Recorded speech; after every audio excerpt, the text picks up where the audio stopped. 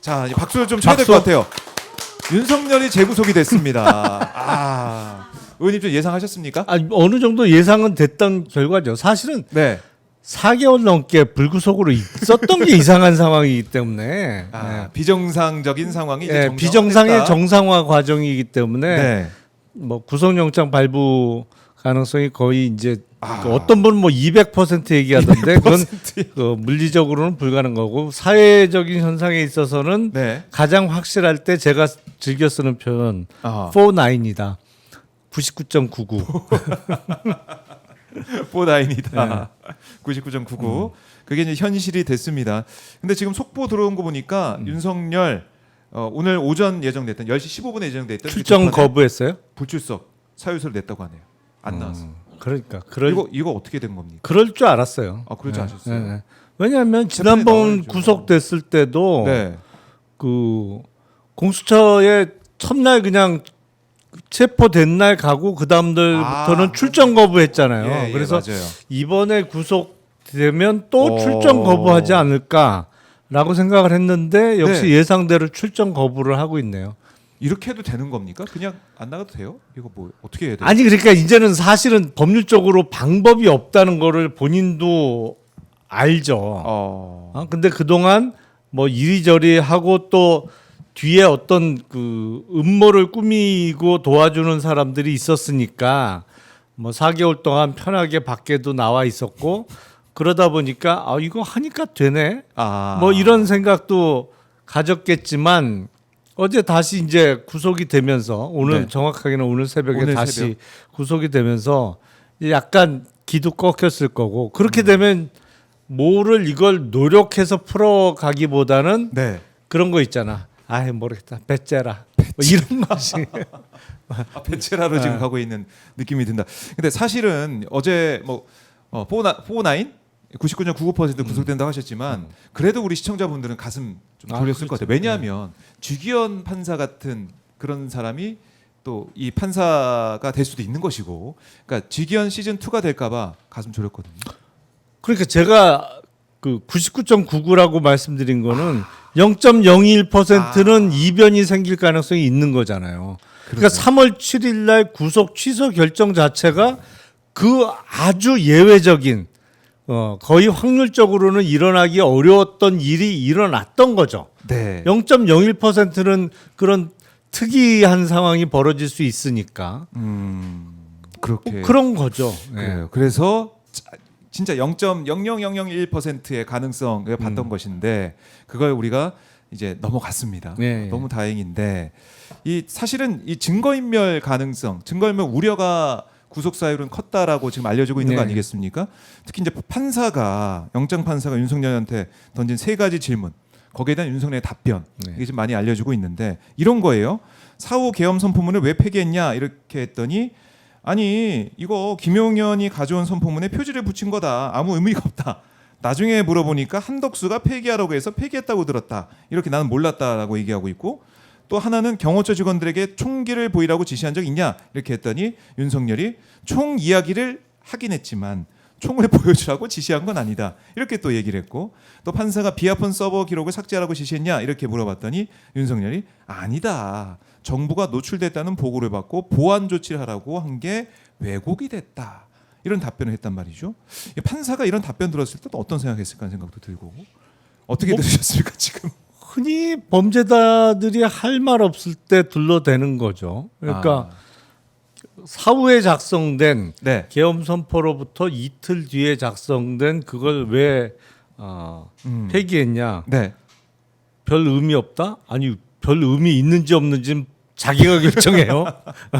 그리고 엄연한 그게 공문서인데 국무위원들의 부서가 들어간 공문서인데 그렇죠. 그거를 폐기하는 게 의미가 없어요? 아니면 그 공문서 자체의 의미가 없어? 그건 본인이 결정할 수 있는 문제가 아니고 객관적으로도 누가 봐도 있을 수 없는 일이죠. 사실은 그런 식으로 작성된 그 공문서죠. 명백히. 네. 사후에 작성됐다 하더라도 예. 공문서고. 그거는 사실은 제대로 된 거라면 네. 그런 게 다 대통령 기록관으로 들어가야 될 정부 공문서잖아요. 대통령 관련 문서고. 그렇네. 그거를 함부로 폐기했는데 의미가 없어?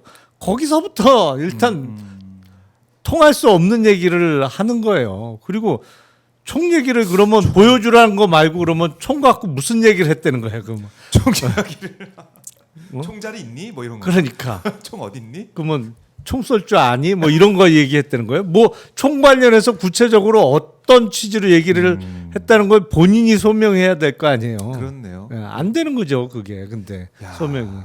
그리고 정보가 노출됐다고 보고받고 보안 조치하라고 했다. 그러니까 비합헌 서버 기록 삭제하라는 지시가 아니라 보안 조치하라고 했다. 그게 왜곡됐다. 이것도 참 이해가 안 되는. 그 얘기가 그 얘기 아니에요? 보안 조치가 네. 사실 보안 조치 들으면 이거 보안 잘못됐으니까 삭제하고 다시 해야겠네 이런 생각하게 되는데, 그러니까 이런 누가 들어도 좀 웃음이 나오는 그런 진술이 있기 때문에 판사가 이제 영장 발부한 게 아니냐 생각도 들고, 또 김성훈 전 차장이나 강희구 전 부속실장 그러니까 핵심 증인들에게 압력을 행사할 가능성이 크다라는 것도 지적이 된 거 아니겠습니까? 그렇죠. 변호인이 들어올 때와 안 올 때와 진술이 달라지고 이런 것들, 이것들 컸던 것 같아요. 그러니까 그 변호인들은 다 윤석열, 김건희가 붙여준 변호인이잖아요. 왜 붙여줬을까요? 감시조죠, 뭐 감시조. 감시죠. 예. 어떤 얘기 하나. 예. 그리고 변호인이 앉아 있는 것만으로도 거기에 이제 김성훈이나 강희구 같은 경우는 진술을 제대로 못할. 그렇죠. 그 진술한 거 고스란히 바로 전달할 테니까 보고할 테니까 쪼르륵 가서 읽을 거 아니에요. 그렇네요. 제가 헛소리 하던데요. 그러면 이제 또 난리 칠 거고. 네. 야, 그렇게 되면 이걸 봤을 때 증거인멸 우려가 있고, 네. 그리고 어떻게 보면은 말 맞추기를 계속 시도할 가능성이 있는 것이고, 그러니까 김용현 전 장관도 떠올려 보면은 조건부 보석을 해준다고 했는데도 나는 조건부 안 돼, 그냥 풀려날 거야 이런 얘기 했잖아요. 네. 그러니까 윤석열 만나러 가야 된다 그런 의지가 있던 것인지 모르겠지만은 작전 잘못 썼던 거죠. 네. 풀려날 수도 있었는데 며칠이라도 풀려날 수 있었는데 며칠이라도 나올 수 있었죠. 그리고 조건부라도. 구속되어 있는 상태에서 구속 연장이 되는 거하고 네. 풀려 나와 있는 상태에서 다시 구속하는 거하고는 난이도가 훨씬 차이가 나죠. 풀려났던 사람 재구속하는 게 훨씬 어렵죠. 그렇네요. 지금 이제 윤석열도 이제 재구속할 그렇죠. 때 우리가 네. 얼마나 마음 졸이고 있었습니까? 자, 이제 윤석열이 오늘 재판을 안 받는다라고 했는데 계속 이렇게 불출석할 수 있습니까? 어떻습니까? 그러니까 당분간 출정 거부 계속 할 것 같은데요. 그러니까 공수처 수사 안 받았던 것처럼. 네. 그럼 강제 부인할 수 있는 또 절차로 가게 될 텐데. 그런데 그 형사 재판도 예. 사실은 피고인이 굳이 안 나오겠다고 하면 골석 상태에서 재판할 수 있습니다. 이건 또 조사랑 또 다른 차원의 예. 재판이니까. 그러면 안 나오니까 걸석으로 재판 진행하겠습니다. 재판장이 판단하면 예. 재판 진행할 수 있는 거예요. 예. 그러면 사실은 약간 윤석열 우호적인 태도를 보였던 증인들이 네. 법정에 증인으로 불려 나와서 없어, 윤석열이 없다. 눈앞에 없어. 그럼 좀 더 편하게 증언하지 않을까요? 그럴 가능성도 네. 있겠네요. 야, 뭐 그런 효과. 그러다 보면 나오겠지. 그런 야, 이거 내가 안 나가니까 이런 효과가 있네. 그러면서 나가서 나가야 되겠네. 방어해야겠다 이런 네. 생각할 수도 있고. 자, 이제 오늘 식단을 봤더니 서울구치소 식단을 봤더니 아침에는 미니 치즈빵, 찐감자에 소금, 종합 견과, 그다음에 가공류 이렇게 돼 있더라고요. 건강식이네.